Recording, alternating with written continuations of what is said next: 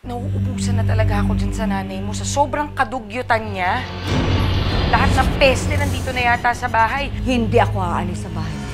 Ayaw namin tumira sa iisang bubong kasama ninyo.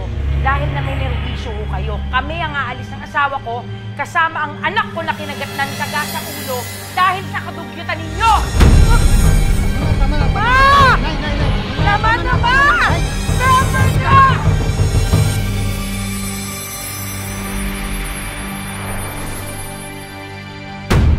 Ma! Naku, andito na po pala kayo. Magandang araw po. Pwede ba, bigyan mo muna ako ng isang basong tubig? Ay, sige ho, sige. Amoy pukok. Amoy mo rin? Ikaw na bahala, alam mo naman.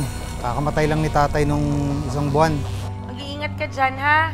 Huwag mo akong pangungunahan, ha? Ano ba naman to, ma? May mga bubuwit ka na, Mars! Eh, gano'n na pala. Nakikita mo palang marubo. Eh, di ikaw maglinis. Bakit ako maglilinis? Ano ako, utusan mo?